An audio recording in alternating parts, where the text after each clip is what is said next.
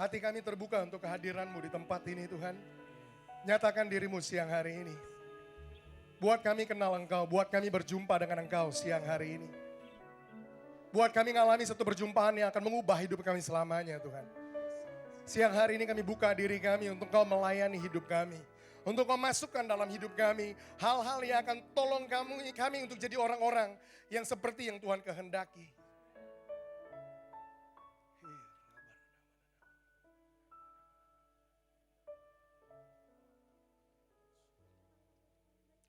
Ketika kita sedang menyembah Tuhan tadi, Tuhan tunjukkan ini buat saya. Ada orang-orang yang datang, ada orang yang datang ke tempat ini. You have reached the end of your life. Kamu udah sampai di akhir dari hidup kamu. Kamu ngerasa begini, kamu gak tahu lagi harus buat apa. Kamu gak tahu lagi kamu harus kemana. Kamu gak tahu lagi apa yang harus kamu lakukan sesudah ini. Tuhan mau kamu tahu hari ini Tuhan masih punya harapan buat kamu. Bahwa fakta kamu ada di sini belum selesai dengan hidup kamu. Tuhan bilang belum selesai kecuali aku yang bilang selesai. Tuhan berkata aku punya rencana buat hidup kamu. Terima harapan yang baru siang hari ini. Ada orang-orang yang lain di tempat ini datang, kamu bilang begini Tuhan. Tolong bicara sama saya siang hari ini. Aku mau tahu apa rencanamu buat hidupku hari ini. Tuhan berkata kamu datang ke tempat yang tepat karena siang hari ini pertanyaanmu aku jawab. Kata Tuhan aku akan lepaskan, singkapkan, nyatakan buat hidup kamu. Hal-hal yang kamu harus masuk ke dalamnya dan kerjakan di dalam dan melalui hidup kamu.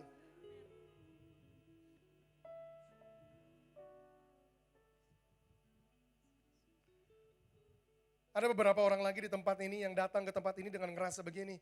Tuhan aku begitu kecil, aku begitu gak penting, aku begitu gak berarti. Kalau aku sekedar bersembunyi di sini dan gak ada orang yang tahu. Semua yang aku bawa, semua beban hidupku, semua perjalanan hidupku. Sepertinya aku gak ada di permukaan, gak ada orang yang memperhatikan hidup aku. Dan Tuhan mau bilang sama kamu siang hari ini aku memperhatikan kamu. Aku lihat kamu apa adanya, aku tahu apa yang kamu lakukan, aku tahu apa yang ada dalam pikiranmu. Dan aku punya rencana buat hidupmu kata Tuhan. Aku akan panggil engkau keluar. Untuk engkau aku jadikan besar dan mempertontonkan kemuliaanku di depan semua orang kata Tuhan. Itu sebabnya siang hari ini kata Tuhan, tangkap dariku, terima dariku, pesannya akan mengubah hidupmu karena hidupmu tidak akan pernah sama lagi. Engkau akan muncul di permukaan dan engkau akan mempertontonkan kemuliaanku kata Tuhan. Tuhan siang hari ini sekali lagi kami berdoa, Tuhan berbicara buat kami, nyatakan isi hatimu. Tuhan aku berdoa untuk jemaat di tempat ini, buat anak-anak muda yang ada di tempat ini. Berikan kepada setiap kami roh hikmat dan wahyu, supaya kami kenal Engkau dengan benar.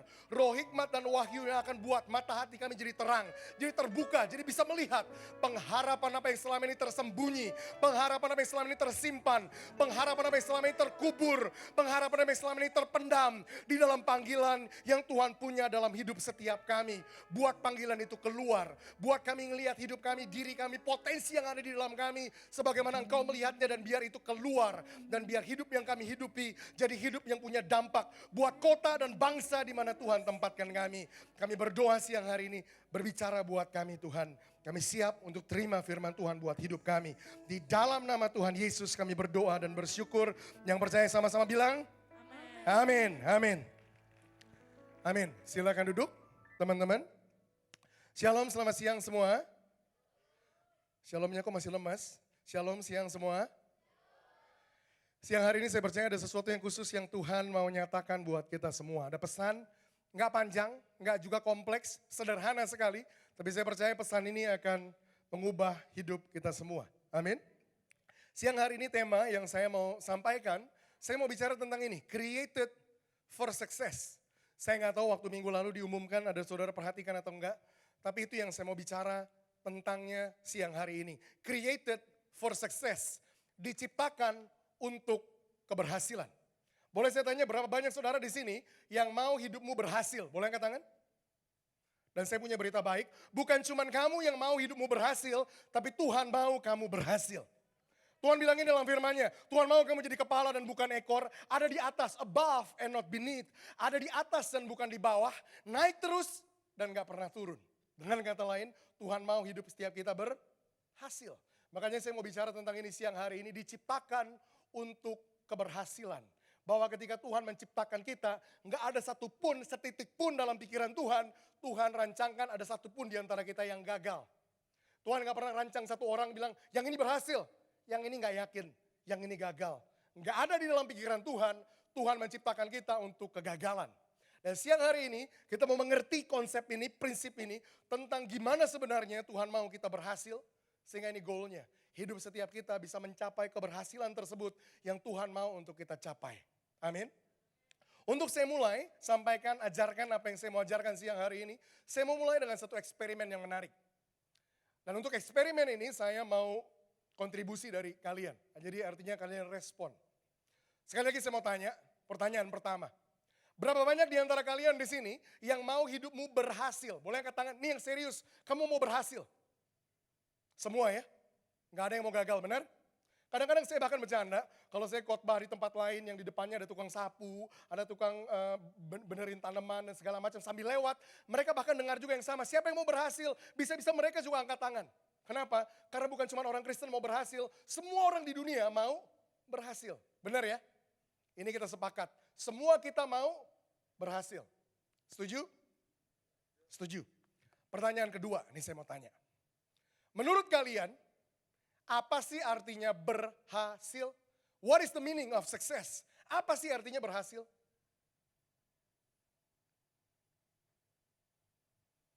Ini eksperimen yang pertama yang saya mau tunjukkan sama kalian. Apa sih artinya berhasil? Dan eksperimen saya berhasil. Apa itu? Lihat, semua orang mau berhasil, tapi ketika ditanya, apa sih artinya berhasil? Ini responnya kebanyakan waktu. Kebanyakan orang nggak bisa mendefinisikan apa itu berhasil. Mereka nggak tahu berhasil itu artinya apa. Coba, kalau dibuat persamaan matematikanya, bunyinya kurang lebih begini. Semua orang sama dengan berhasil. Artinya gini, semua orang mau berhasil. Tapi berhasil sama dengan tanda tanya. Orang nggak tahu berhasil itu apa. Kalau dijadikan satu, bunyinya begini. Semua orang sama dengan tanda tanya. Semua orang nggak tahu apa yang mereka mau. Itu yang pertama yang saya mau tunjukkan. Menarik, semua orang mau berhasil, tapi ternyata kita nggak bisa kasih definisi tentang apa itu berhasil. Dengan kata lain, kita nggak tahu sebenarnya apa yang kita mau capai. Kita nggak tahu sebenarnya apa yang kita mau tuju. Kita nggak tahu sebenarnya apa yang harus kita kejar. Mau sih berhasil, tapi kita nggak tahu berhasil itu apa. Itu yang pertama eksperimennya. Yang kedua, coba. Please jujur deh. Menurut definisi kalian, jadi yang kalian tahu, sebut aja. Masa sih benar-benar kalian gak punya gambaran berhasil itu apa? Saya mau tanya lagi pertanyaan yang sama. Menurut kamu, apa sih artinya berhasil? Coba, pakai definisi kamu. Jangan cari definisi yang rohani, yang tinggi, yang aman. No. Yang umum-umum aja. Yang orang lazim berpikir berhasil tuh itu. Kira-kira apa sih berhasil? Ada yang mau jawab? Halo? Apa? Apa Bu? Naik pangkat, oh bagus, serius. Promosi itu berhasil, benar ya Bu ya? Punya jabatan yang tinggi itu berhasil. Wah lihat tuh, itu orang berhasil. Tahu dari mana? Pangkatnya tinggi. Ada lagi yang lain? Berhasil itu apa sih? Halo? Berhasil itu apa kira-kira? Yes? Sukacita, boleh. Rada abstrak sih, maksudnya nggak bisa diukur. Tapi ya bolehlah, kita punya hidup yang bahagia, hidup yang senang, itu berhasil, oke? Yang lain, ini rohani semua nih di sini nih, serius. Ada yang mau punya banyak duit di sini? Nggak ada. Kalau nggak ada saya doain. Ada yang mau punya banyak duit? Tuh ada yang bilang tadi, kaya. Orang banyak mengasosiasikan keberhasilan dengan kekayaan. Orang yang berhasil itu orang yang kaya, banyak duit. Ada yang setuju? Halo? Ya, yang jujur nih setuju. yang nggak angkat tangan juga dalam hati setuju sih. Tapi ya benar, orang mengasosiasikan keberhasilan dengan kekayaan. Ada lagi yang lain? Biar cepet nih, saya kasih beberapa jawaban umum yang orang kasih ketika ditanya apa sih keberhasilan. Yang paling umum, kaya. Yang lainnya lagi, punya jabatan yang tinggi. Yang lainnya lagi, jadi orang terkenal. Yang lainnya lagi, punya pengaruh sama banyak orang. Yang lainnya lagi, punya kekuasaan. Yang lainnya lagi, punya banyak istri. Oh iya, ada orang bilang punya banyak istri itu berhasil. Itu memamerkan kekayaan, kehebatan. Istri gue banyak. Itu definisi-definisi umum tentang apa keberhasilan. Tadi dari sini saja minimal, saya dapat beberapa jawaban. Dan ini eksperimen saya yang kedua yang juga sama menariknya. Tadi yang pertama apa? Semua orang mau berhasil, tapi ternyata kebanyakan orang nggak ngerti berhasil itu apa. Nggak bisa jawab apa itu berhasil. Berhasil itu tanda tanyanya.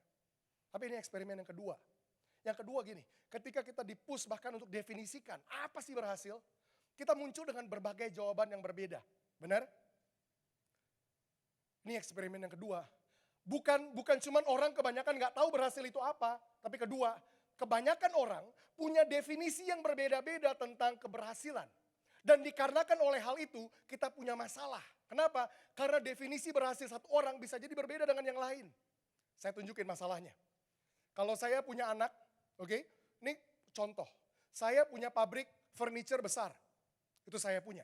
Saya punya anak yang bertumbuh besar di lingkungan yang gimana di gini. Dia nonton film, dia nonton TV, dia lihat artis-artis terkenal, artis-artis top. Dia bilang dalam hatinya, dia pengen jadi artis. Oke, kemudian suatu hari saya panggil anak saya, nak sini, papa mau ngomong sama kamu. Oh iya ada papa. Kemudian saya bilang sama anak saya, nak papa mau kamu berhasil. Kata apa yang saya pakai? Berhasil. Di dalam pikiran saya sebagai bapaknya, berhasil sama dengan kamu minimal harus punya pabrik kayak papa, bahkan lebih besar dari itu. Benar? Karena itu cara saya mendefinisikan keberhasilan. Berhasil sama dengan punya pabrik yang sebesar saya, bahkan lebih besar lagi. Ketika kata berhasil yang sama sampai di telinga dia, anak saya bilang gini, sama Pi, saya juga mau berhasil.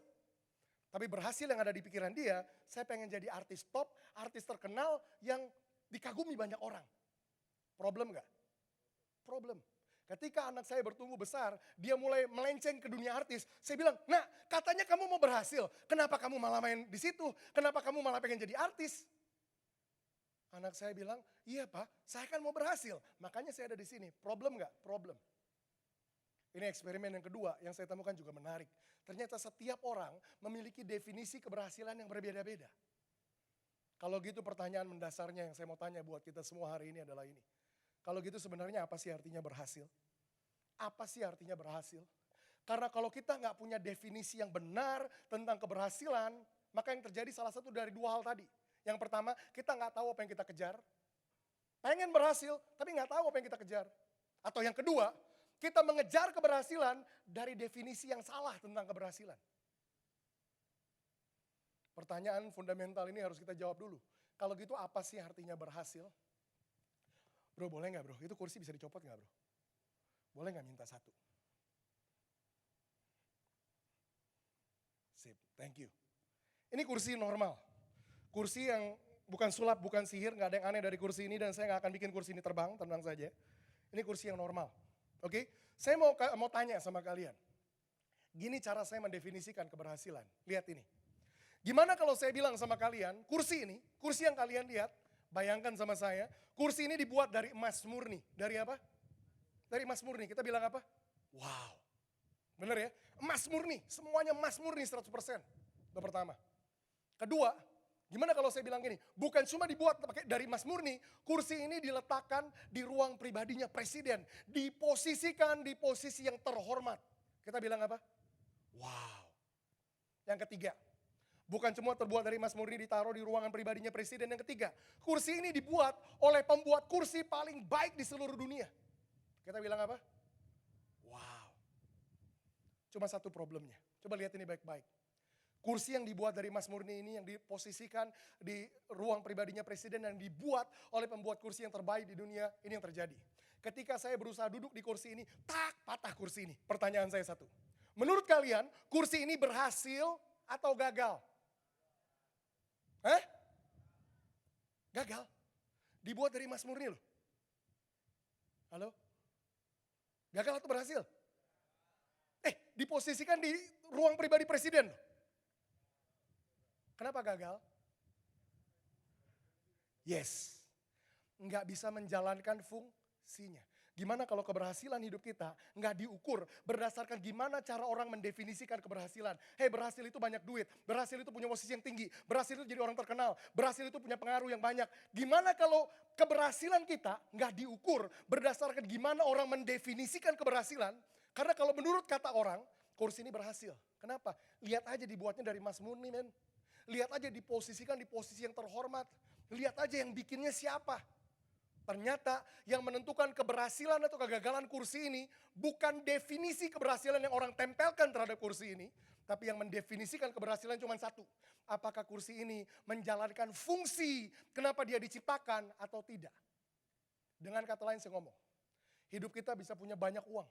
Hidup kita bisa punya deposito dan tabungan bermiliar-miliar, boleh. Dengan kata lain saya bisa ngomong, kamu bisa jadi orang paling terkenal di Indonesia. Kamu bisa jadi artis paling top di Indonesia.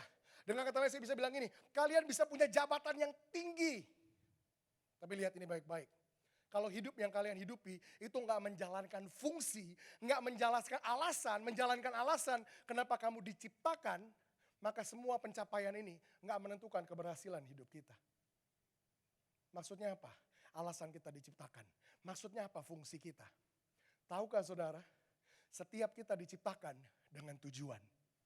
Ketika Tuhan menciptakan kita, Tuhan ciptakan kita dengan tujuan. Keberhasilan hidup kita nggak diukur dari berapa banyak uang kita waktu kita mau mati. Nggak diukur berapa besar rumah kita dan mobil kita dan segala macam yang kita punya. Nggak diukur dari berapa tinggi posisi jabatan kita. Nggak diukur dari berapa terkenal hidup kita. Tapi diukur berdasarkan satu aja. Alasan kenapa Tuhan ciptakan kita, itu kita capai atau enggak. Itu kita penuhi atau enggak. Kursi ini diciptakan, ada alasannya. Diciptakan untuk dipakai, duduk. Mau dibikin dari apapun, mau diposisikan dimanapun, mau jadi terkenal gimana pun.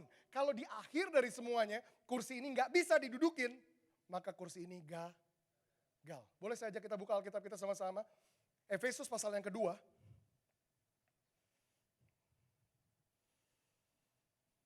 Efesus pasal yang kedua. So success is not defined by people's definition of success, but success is defined by one thing, by purpose.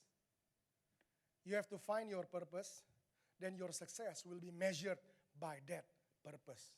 Jadi keberhasilan kita nggak diukur dari definisi orang tentang keberhasilan, tapi diukur berdasarkan satu hal ini, yaitu tujuan. Apakah hidup kita memenuhi tujuan itu atau enggak, yang menentukan kita berhasil atau tidak. Efesus pasal yang kedua, ayat yang ke-10, ayat ini bilang begini. Karena kita ini buatan Allah, diciptakan dalam Kristus Yesus untuk melakukan pekerjaan baik yang dipersiapkan Allah sebelumnya. Ia mau supaya kita hidup di mana? Di dalamnya. Di dalam apa? Di dalam pekerjaan baik itu. Pekerjaan baik yang mana? Yang Tuhan telah tetapkan sebelum kita ada. Menurut ayat ini bilang gini, karena kita ini bikinan Tuhan, ciptaan Tuhan, buatan Tuhan. Diciptakan untuk, coba. Saya mau kalian nangkap analoginya. Karena kursi ini buatan saya. Gambarannya gitu. Karena kursi ini buatan saya. Diciptakan untuk, lihat ini. Every created being is created for a purpose. There is nothing on earth created without a purpose. Setiap makhluk, setiap benda yang diciptakan selalu ada korelasinya begini. Diciptakan untuk. Nggak ada satupun benda, nggak ada satupun makhluk yang diciptakan tanpa memiliki tujuan. Halo? Nggak ada. Nggak ada dalam ceritanya Tuhan ciptakan seseorang, si Joko ini lahir. Si Joko lahir, Tuhan bilang, ya ampun keburu lahir. Mau ngapain ya dia? Tuhan kelabakan dengan lahirnya Joko, nggak ada. Kalau Joko bisa sampai lahir, itu karena Tuhan punya tujuan di dalam hidup dia.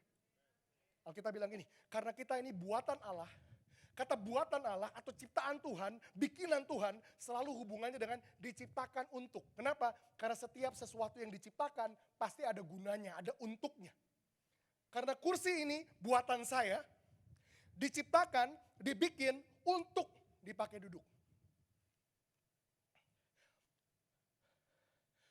The fact that we are created, fakta bahwa kita ini diciptakan, itu membuktikan bahwa Tuhan punya tujuan buat kita. Tuhan gak mungkin ciptakan kita kalau Tuhan gak punya tujuan buat hidup kita. Dengan kata lain, kalau kamu bisa sampai ada di bumi, itu membuktikan satu hal ini. Tuhan punya tujuan buat hidup kamu. Karena kalau Tuhan gak punya tujuan, kamu gak akan pernah ada di bumi ini.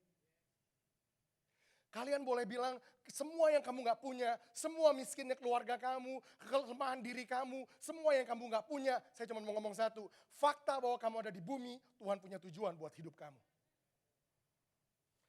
Tapi Bapak gak tahu saya lahir dari siapa. Saya bahkan gak kenal orang tua saya.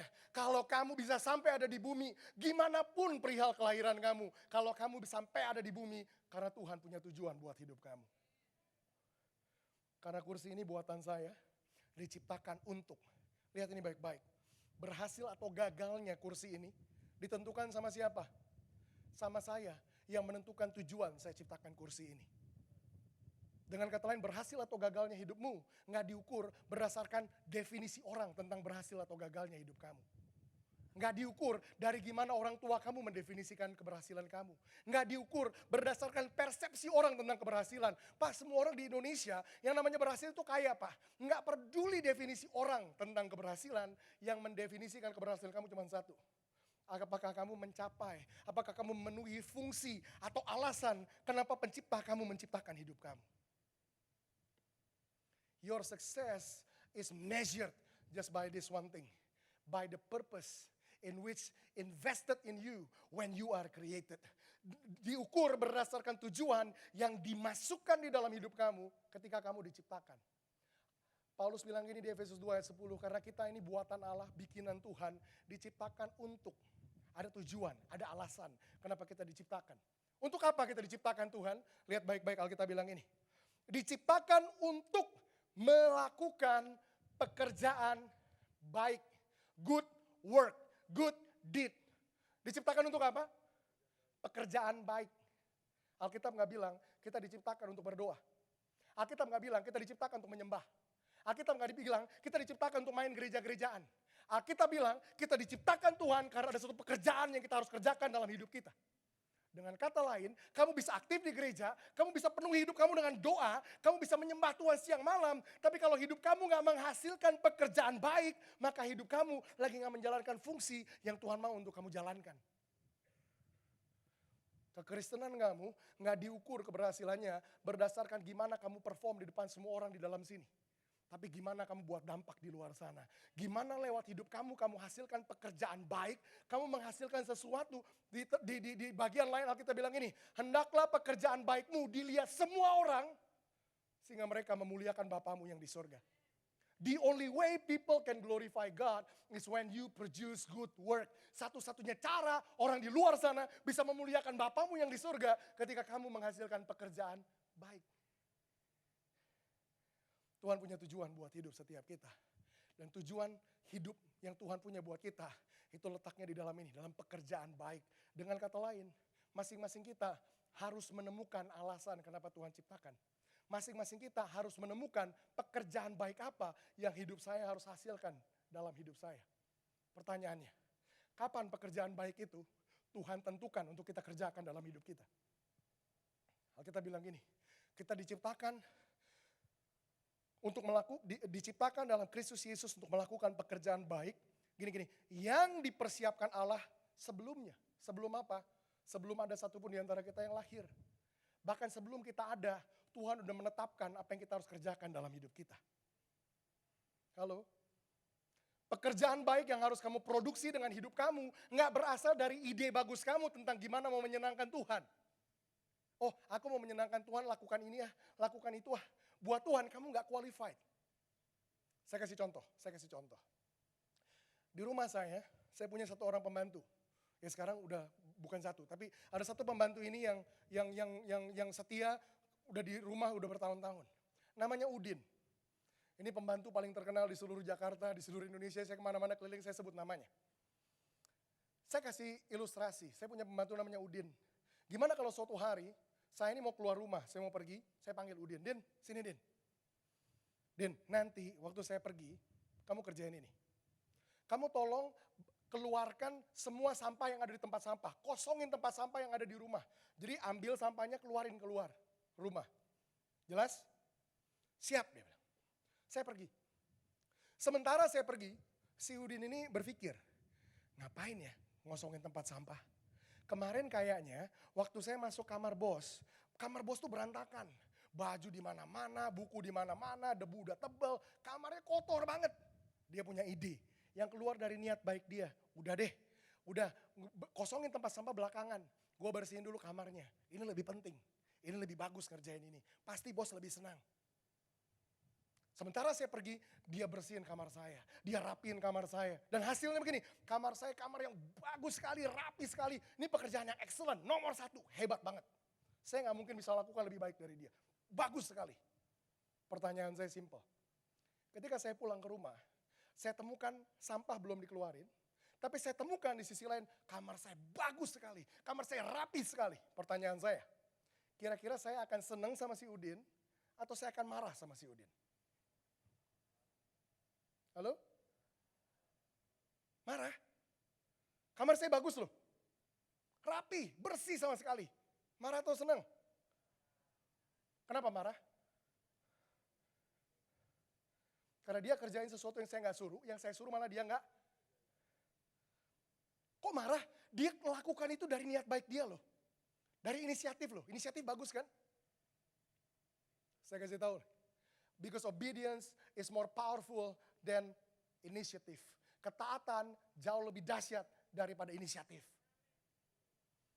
Kita nggak menyenangkan Tuhan ketika kita punya inisiatif baik. Inisiatif kamu bagus, tapi yang lebih bagus dari itu. Ketika kamu lakukan hidup kamu menurut yang Tuhan mau kamu hidupi. Kalau Tuhan minta kamu jadi A, kamu malah jadi B, berpikir bahwa dengan jadi B, kamu lagi lakukan kebaikan buat Tuhan. Tuhan bilang, kamu kok nggak lakukan yang aku suruh, yang aku nggak suruh, malah kamu lakukan. Nggak peduli seberapa baiknya pun kamu kerjakan ini, buat Tuhan kamu tetap gagal. Dengan kata lain, kita tidak akan pernah bisa menyenangkan Tuhan dari inisiatif kita. Inisiatif seperti gini, udah deh, gini, saya kasih contoh yang lebih real lagi. Tuhan yang menciptakan kita untuk pekerjaan yang baik. Saya kasih contoh yang konkret nih. Ketika Tuhan ciptakan kamu, ada saudara yang diciptakan di sini, diciptakan Tuhan untuk mempenetrasi marketplace, dunia bisnis, dan merubah itu. Tuhan ciptakan kamu untuk itu. Ketika kamu jalanin hidup kekristenan kamu dengar konsep-konsep pelayanan. Melayani Tuhan, itu jadi asyir, itu jadi singer, itu jadi pendoa, itu jadi WL, itu jadi singer. Hal-hal yang ditawarkan di sini. Dan kemudian kamu ambil inisiatif gini. Kamu tinggalkan pekerjaan kamu di dunia marketplace, dan kemudian kamu jadi pendeta. Berpikir bahwa dengan jadi pendeta, kamu lagi menyenangkan Tuhan. Kamu lagi lakukan sesuatu yang baik buat Tuhan, dan kamu lagi berinisiatif untuk menyenangkan Tuhan. Pertanyaan saya, Tuhan akan senang, atau Tuhan akan anggap kamu gagal? Halo, jangan berpikir kamu udah lakukan satu bentuk pelayanan di dalam sini, kamu udah aman. Karena kalau kamu gak diciptakan untuk itu, maka di mata Tuhan, kamu sekedar lagi berinisiatif baik, tapi salah sama sekali. Ada orang yang bisa tulus, tapi secara tulus salah tulusnya.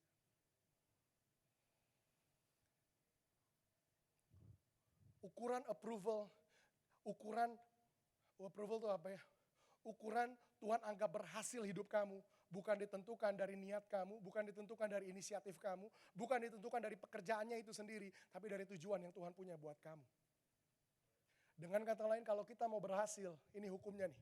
Temukan alasan kenapa Tuhan ciptakan hidup kita. Temukan tujuan tersebut, temukan pekerjaan baik tersebut yang Tuhan udah siapkan buat setiap kita sebelum ada satupun di antara kita yang diciptakan. Pekerjaan baik yang Tuhan mau kita kerjakan itu nggak keluar sesudah kita lahir. Oh, kayaknya aku bisa lakukan ini, ya udah aku lakukan. Oh, kayaknya aku bisa lakukan itu, ya udah aku lakukan. Enggak. Pekerjaan baik itu udah ditetapkan bukan dari talenta kita, bukan dari kemampuan kita, tapi dari sebelum kita lahir bahkan Tuhan udah siapkan pekerjaan itu. Saya mau kita lihat satu ayat yang lain. Yeremia pasal yang pertama ayat yang kelima. Saya nggak punya waktu yang terlalu banyak untuk terlalu panjang di situ. Tapi saya mau kasih lihat kita sama-sama gambaran yang lain.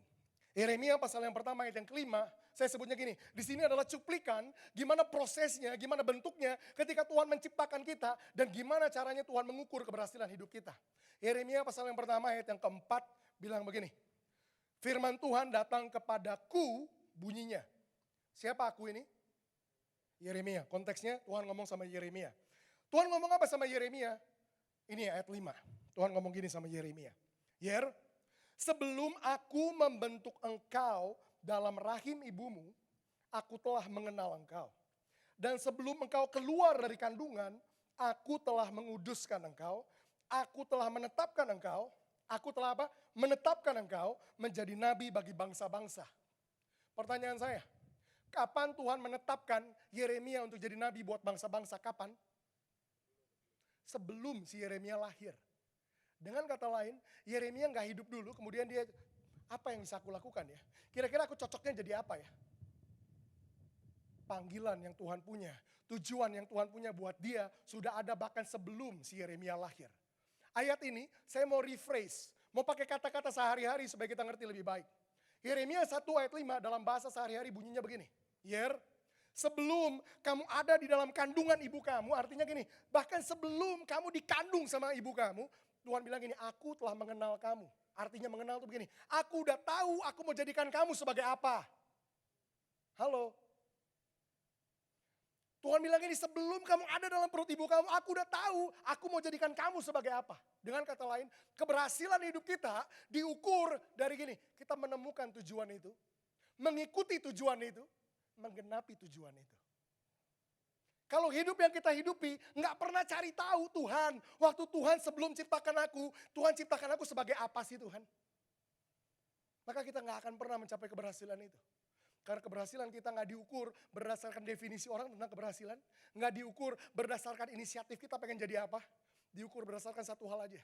Kita jadi seperti yang Tuhan mau kita jadi sebelum kita ini ada. Kemudian Tuhan mau ngomong gini sama Yeremia. Sebelum kamu keluar dari kandungan ibu kamu. Tadi dibilang aku udah kenal kamu, aku udah tahu aku mau jadikan kamu sebagai apa. Yang kedua dibilang gini, aku telah menguduskan kamu. Kata ini kata yang paling sukar dimengerti sama bahasa kita. Wah, pantesan Yeremia dahsyat. Kenapa? Belum lahir aja udah dibikin kudus. Terus kita mulai berpikir secara imajinatif. Pikiran-pikiran ini muncul, diapain ya kira-kira ya? Apa dikasih kemenyan gitu biar dia kudus? Apa dicuci pakai rinso merek apa di sorga gitu, dikudusin dulu baru dia lahir? Diapain sih dikudusin? Dalam bahasa Inggris, kata aku menguduskan kamu ini lebih pas. Dibilang gini, before you come out of your mother's womb, I have consecrate your life. Kata menguduskan, bukannya aku purify, bukannya aku sanctify, bukan. Tapi I have consecrate your life. Consecrate artinya gini, bahasa Indonesianya, konsekrasi. Nah kita sama-sama mikir, itu juga apa artinya? Kata konsekrasi artinya aku udah pisahin kamu. Dengan kata lain Tuhan bilang gini, kata menguduskan itu begini. Tuhan bilang sama Yeremia yang pertama, sebelum kamu ada dalam rahim ibu kamu, aku udah tahu loh aku mau bikin kamu sebagai apa. Sebelum kamu keluar dari kandungan ibu kamu, aku tuh udah pisahin kamu. Pisahin kamu artinya gini, nggak ada orang lain yang punya tujuan hidup seperti yang kamu punya. Aku udah pisahin kamu. Percaya nggak kalian? Percaya nggak saudara? Setiap kita, Tuhan punya tujuan yang spesifik. Nggak ada orang lain di bumi ini yang punya tujuan seperti yang Tuhan punya buat hidup kamu. Nggak ada. Kalian nggak percaya? Saya kasih buktinya. Dunia ini, hari ini, dihuni oleh 7,5 miliar orang. Itu populasi dunia, 7,5 miliar. Kalian bisa lakukan eksperimen ini. Kelilingi dunia dari hari ini sampai kalian mati, cari orang yang kayak kamu. Jawabannya kita tahu. Kita nggak akan pernah ketemu satu orang lagi yang kayak saya, yang kayak kamu. Benar? Artinya apa? Tuhan bikin kamu unik, Tuhan bikin kamu spesifik, dan tujuan yang Tuhan punya buat kamu, nggak ada orang lain punya. Dengan kata lain, setiap kita bisa mencapai keberhasilan kita sendiri. Ketika kita nggak compare diri kita sama orang lain, kita berhasil dengan cara kita sendiri. Menemukan alasan kenapa Tuhan ciptakan saya, mengikuti alasan itu, dan menggenapi alasan itu. Saya berhasil. Tuhan bilang sama Yeremia, aku udah pisahin kamu. Dan aku telah menetapkan kamu. Kapan itu? Sebelum dia keluar dari kandungan. Aku udah tetapkan kamu jadi nabi buat bangsa-bangsa. Untuk kasih gambaran ini, saya tutup dengan ilustrasi. Ilustrasi ini kalian harus dengar. Supaya kalian dapat gambaran yang jelas. Dan kalian tahu apa yang kalian harus mulai arahkan diri kalian ke dalamnya. Mulai kejar dan mulai pikir ulang tentang gimana kalian mau hidupi hidup kalian. Karena kalau kalian mau berhasil, kalian harus mulai dari sini. Temukan alasan kenapa Tuhan ciptakan kamu. Temukan alasannya. Kenapa sih Tuhan bikin saya? Tuhan bikin saya sebagai kursi, atau sebagai pajangan, atau sebagai ganjelan, atau sebagai apa? Menemukan alasan tersebut yang menentukan keberhasilan kita. Kalau kita nggak pernah temukan alasan itu, kita hidupi apa? Menemukan alasan itu baru titik permulaan. Menemukan tujuanmu itu baru titik pertama. Sesudah ketemu ngapain? Kamu hidupi panggilan kamu. Temukan, ikuti panggilan kamu. Habis ketemu, ternyata Tuhan ciptakan saya sebagai pengusaha toh. Bukan sebagai pendeta. Sekalipun saya punya inisiatif baik pengen melayani Tuhan di dunia pendeta. Tapi bukan itu alasan Tuhan ciptakan saya. Saya bisa lari dari panggilan saya sebagai pendeta. Kalau Tuhan sebenarnya ciptakan saya sebagai pengusaha. Halo. Ketemu panggilan, ikuti panggilan kita. Jangan jadi yang lain. Nggak perlu orang tahu tekanan kayak gimana pun. Nggak perlu orang punya definisi kayak gimana pun. Karena keberhasilanmu bukan mereka yang definisikan. Tapi yang menciptakan hidup kamu. Ikuti panggilan itu. Dan genapi panggilan itu. Jadi seperti yang Tuhan mau kamu jadi. Saya kasih ilustrasinya, ini tutup terakhir. Saya mau kita semua bayangkan, kita ini lagi hidup di zaman di mana mikrofon ini belum ada di dunia ini, mikrofon. Gampang ya kalian lihat mikrofon saya pegang. Oke? Katakanlah suatu hari, Marcos di sini ini teman lama saya nih. Kita berteman berapa lama ya? 10 tahun ada kali. 7 tahun, 8 tahun, ya lama lah. Katakanlah kita berteman baik, bukan katakanlah itu benar, kita berteman baik. Dan suatu hari Marcos nih ke Amerika, jalan-jalan. Nubuatannya. Ya, dia jalan-jalan ke Amerika, karena kita berteman baik, dia berpikir gini, wah gue harus bawa oleh-oleh nih buat teman gue nih, buat sohib gue nih. Di suatu toko dia melihat ada benda aneh, ini. Bayangin ya kita hidup di zaman mikrofon belum pernah ada di dunia. Dia nemu benda aneh ini, di situ tulisannya penemuan baru, mahal. Wah, dia berpikir ini hadiah yang bagus nih. Dia sendiri nggak tahu ini apa, tapi karena ini penemuan baru, inovasi baru dan mahal, dia beliin. Pulang sampai di Jakarta mendarat, dia telepon, hey bro, gue udah pulang nih. Oh iya gimana? Iya nih gue punya oleh-oleh nih buat lo. Oh iya sip, bro ini inovasi baru dan mahal. Dengar mahal, wah saya semangat. Iya bro gue jemput. Saya datang ke airport, saya minta oleh-oleh, mana oleh-olehnya? Dia kasih, ini bro. Saya bawa pulang oleh-olehnya, sampai rumah saya buka benda ini. Ketika saya buka pertama kali yang muncul di pikiran saya, hah apaan nih? Bayangin kita hidup di zaman mikrofon belum ada. Apaan nih? Bentuknya panjang kayak es krim, ada bonggolnya, kemudian saya jilat. Kok rasanya nggak enak? Saya pikir awalnya ini es krim elektronik. Sekarang katanya ada rokok elektrik. Nggak ada asapnya, nggak ada tembakaunya, tapi rasanya kayak ngerokok katanya. Wah mungkin ini es krim elektrik nih. Nggak dingin, nggak meleleh, tapi dijilat enak. Saya coba, loh kok rasanya nggak enak? Kemudian saya mulai mikir, ini benda apa yang dia beliin ya? Mahal sih mahal, inovasi baru sih inovasi baru. Tapi kalau nggak ngerti gunanya buat apa, ya buat apa juga. Sementara saya mikir. Istri saya di dapur, saya minta maaf, saya nggak kenalin istri saya dari awal, boleh berdiri nggak sebentar. Ini istri saya yang cantik di depan, saya minta maaf. Ini istri saya. Istri saya di dapur manggil, say, ini nih tolongin. Kenapa? Ada kecoa? Bukan. Lagi ngulek, ulekannya jatuh, patah. Ting, ide muncul. Oh, Kokom beliin saya ulekan dari Amerika. Pantesan inovasi baru. Enteng, lightweight, tapi ini ulekan nih kayaknya nih. Saya datang ke istri saya, jangan khawatir. Saya baru dapat ulekan yang baru. Saya kasih dia pakai buat ngulek. Sementara dia ngulek, saya mikir lagi. Mau ngapain juga ke Amerika jauh-jauh beli ulekan. Mahal lagi. Kalau mahal mah saya ke pasar aja beli 10, jatuhin aja terus gak apa-apa juga.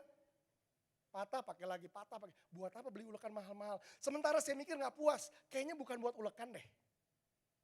Sementara saya mikir, saya ingat, oh iya kemarin genteng bocor, pengen cari palu gak ada.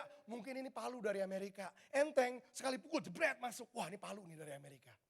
Habis dipakai ngulek, saya bawa ke atas genteng. Itu ada palu, ada paku, saya pakai. Duk, duk, duk. Kalian dengar ilustrasi ini, kalian mulai ketawa ketiwi. Apa sih yang kita belajar dari ilustrasi ini? Yang pertama kita belajar. Ketika tujuan dari suatu benda tidak diketahui, ketika tujuan dari suatu benda, fungsi dari suatu benda tidak diketahui, maka yang sering kali terjadi adalah ini, penyalahgunaan fungsi. Bahwa benda tersebut difungsikan gak semestinya. Benar? Saya gak tahu ini buat apa. Saya pakai ngulek lah, saya pakai buat malu lah. Benar? Lihat ini. Kalau kita gak pernah temukan alasan kenapa Tuhan ciptakan kita. Kita gak pernah temukan tujuan hidup kita. Maka yang sering kali terjadi sama semua orang di dunia, termasuk orang Kristen, adalah penyalahgunaan fungsi. Tuhan ciptakan kamu jadi pengusaha, kamu malah jadi pendeta. Tuhan ciptakan kamu jadi pendeta, kamu malah jadi artis. Tuhan ciptakan kamu jadi artis, kamu malah dagang di pasar pagi. Kalau kita gak mulai dari sini, kita gak akan pernah berhasil. Temukan alasan kenapa Tuhan ciptakan kita. Karena kalau kita nggak pernah temukan alasan tersebut, maka yang akan terjadi adalah penyalahgunaan fungsi. Kita nggak jadi seperti yang Tuhan mau kita jadi. Atau dengan kata lain kita gagal. Halo, nangkap itu? Saya tanya sama kalian, pertanyaan saya. Balik ke cerita ini. Kalau mikrofon ini saya pakai buat malu. Duk, duk, duk. Apa yang terjadi dengan mikrofon saya? Rusak. Benar ya? Setuju ya? Rusak. Yang kedua saya tanya. Kalau mikrofon saya pakai buat ngulek. Apa yang terjadi? Salah. Pedas. Ya, belakangan rusak juga. Benar ya? Lihat ini. Ketika penyalahgunaan fungsi terjadi, maka yang selanjutnya terjadi adalah kerusakan. Kalau hidupmu nggak lagi melakukan apa yang sebenarnya Tuhan mau kamu lakukan, maka ujung-ujungnya hidupmu akan rusak. Halo? Lihat nih. Kalau saya diciptakan Tuhan jadi penyanyi, saya malah jadi pendeta teriak-teriak kayak sekarang, saya lagi rusak pita suara saya, minimal itunya rusak. Benar? Saya lagi nggak jadi seperti yang Tuhan mau saya jadi. Tapi ini yang lebih serius lagi nih. Bukan cuma hidupmu akan rusak, tapi ini yang lebih serius lagi nih. Lihat ya, mikrofon diciptakan mahal-mahal, itu ada alasannya. Kenapa? Karena komponen-komponen yang ada di dalamnya itu mahal, benar? Kalau yang mahal itu ujung-ujungnya cuma dipakai ngulek, ujung-ujungnya cuma dipakai malu, maka mikrofon ini nggak akan pernah maksimal. Kalau hidupmu nggak berfungsi seperti yang Tuhan mau kamu berfungsi, kamu nggak menemukan alasan kamu diciptakan, maka hidupmu nggak akan pernah maksimal. Kita masih berpikir, kenapa ya gue nggak kaya-kaya? Kenapa ya usaha gue nggak berhasil-berhasil? Kenapa ya apa yang gue kerjain mentok terus? Pertanyaannya begini, bukan berapa banyak seminar motivasi yang kamu udah datengin, bukan berapa banyak buku yang kamu udah baca, bukan berapa banyak skill yang kamu udah peroleh. Pertanyaannya gini, kamu diciptakan untuk itu atau enggak? Karena kalau kamu lagi melakukan sesuatu yang kamu gak diciptakan untuk itu, kamu gak akan pernah maksimal. Potensi yang mahal yang tersimpan di dalam kamu, semua potensi, semua kemampuan ini gak akan pernah kepakai keluar semua. Kamu cuma lagi ngelakukan sesuatu di level permukaan.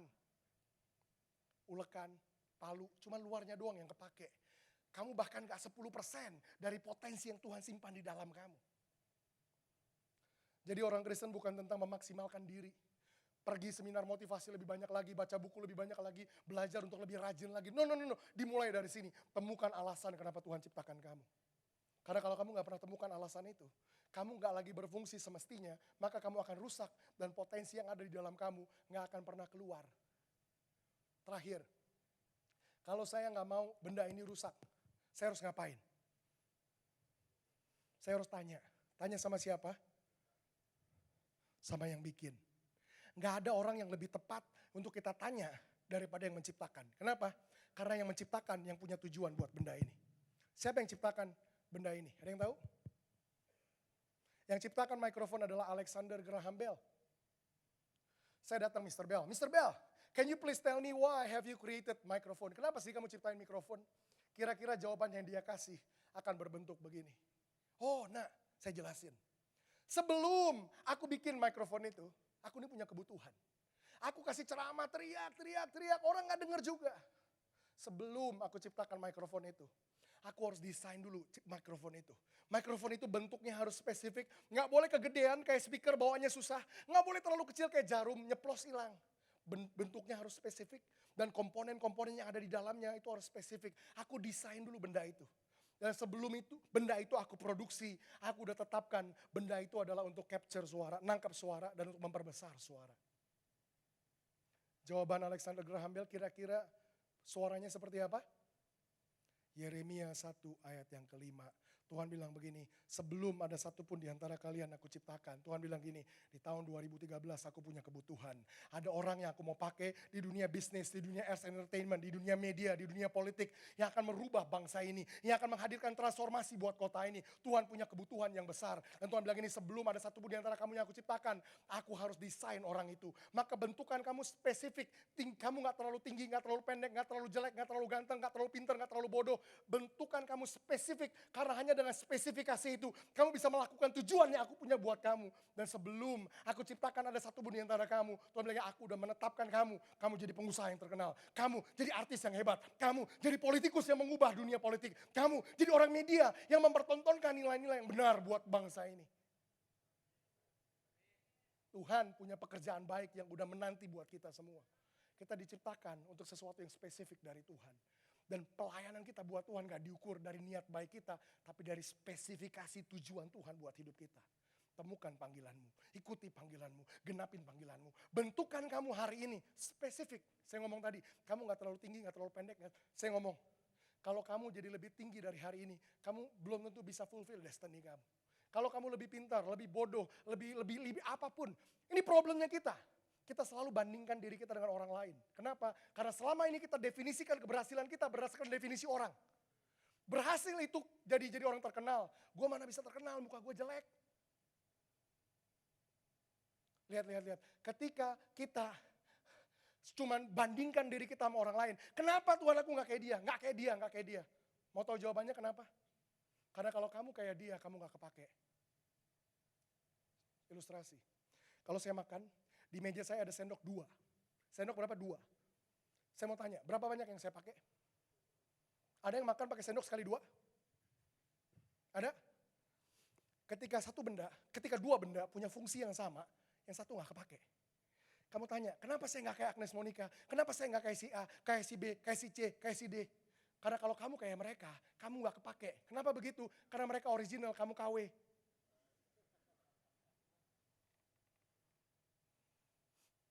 Be original. Temukan panggilan kamu, ikuti panggilan kamu, genapi panggilan kamu. Keberhasilan kamu diukur dari menemukan panggilan kamu. Dari menemukan alasan kenapa Tuhan ciptakan kamu. Kamu temukan itu, kamu ikuti itu, jadi itu, kamu genapi itu. Hari ini saya cuma mau gini, rubah mindset kita. Tentang apa itu berhasil. Sehingga kita gak kejar lagi hal-hal yang konyol. Yang di akhir dari semuanya, kita tetap dianggap gagal sama Tuhan. Itu yang pertama, rubah mindset kita. Yang kedua, kita mulai doakan doa yang benar. Tuhan, kalau begitu tunjukkan sama saya, kasih tahu saya, Tuhan ciptakan aku sebagai apa. Yang ketiga, ketika Tuhan mulai ngomong, ketika Tuhan mulai spesifik ngomong sama kita mulai arahkan diri kita ke arah situ. Karena yang menentukan keberhasilan kita cuma satu hal itu, bukan semua hal lain yang ada di sekitarnya. Kita berdoa siang hari ini. Tuhan, terima kasih buat siang hari ini. Kami bersyukur Tuhan untuk waktu yang Kau berikan buat kami. Kami boleh nangkap, kami boleh belajar, kami boleh ngerti suatu paradigma yang mengubah hidup kami. Selama ini kami punya satu konsep tentang keberhasilan. Hari ini kami baru ngerti Tuhan apa itu berhasil menurut definisi Tuhan. Bahwa keberhasilan kami ternyata hanya ditentukan dari tujuan, dari alasan kenapa kami diciptakan. Bahwa kami gak akan pernah berhasil sekalipun kami kaya, sekalipun kami terkenal, sekalipun kami berpengaruh dan punya posisi yang tinggi. Kalau kami gak jadi seperti yang Tuhan mau kami jadi. Itu sebabnya Tuhan, aku berdoa Tuhan agar paradigma ini mulai mempenetrasi setiap orang yang ada di sini. Mulai merubah paradigma yang salah untuk mereka mulai tata ulang hidup mereka. Mereka mulai pikirkan ulang hidup mereka. Mereka mulai bertanya sama Tuhan pertanyaan-pertanyaan yang benar. Bukan lagi berdoa untuk berkati usaha mereka, berkati pekerjaan mereka. Tapi mereka mulai dari awal, Tuhan apakah yang aku kerjakan, ini yang Tuhan mau aku kerjakan atau tidak. Karena kalau enggak, aku enggak akan pernah mungkin diberkati. Tuhan buat mereka tata ulang hidup mereka, doa mereka, prioritas mereka, dan gimana mereka arahkan hidup mereka. Dan Tuhan aku berdoa, Tuhan aku lepaskan anugerah apostolikmu di tempat ini. Anugerah yang akan memperlengkapi mereka, yang akan mengajar mereka, yang akan memberdayakan mereka, dan yang kelak akan mengutus mereka keluar untuk menjadi pengubah kota, pengubah bangsa. Ketika mereka temukan tujuan mereka, ikuti tujuan mereka, genapi tujuan mereka. Tuhan lagi bangkitkan satu generasi yang baru, yang bukan cuma main gereja-gerejaan di dalam, tapi mengubah bangsa ini, mengubah kota ini di luar sana untuk kemuliaan Tuhan. Tuhan aku lepaskan anugerah-Mu ini atas mereka. Di dalam nama Tuhan Yesus, percaya bahwa pesan ini, firman ini, tinggal di tempat ini dan mulai bekerja di dalam mereka. Mulai menghasilkan di dalam mereka apa yang Tuhan mau untuk Tuhan capai. Di dalam nama Tuhan Yesus, kami berdoa dan bersyukur siang hari ini. Yang percaya sama-sama katakan, amin. Amin.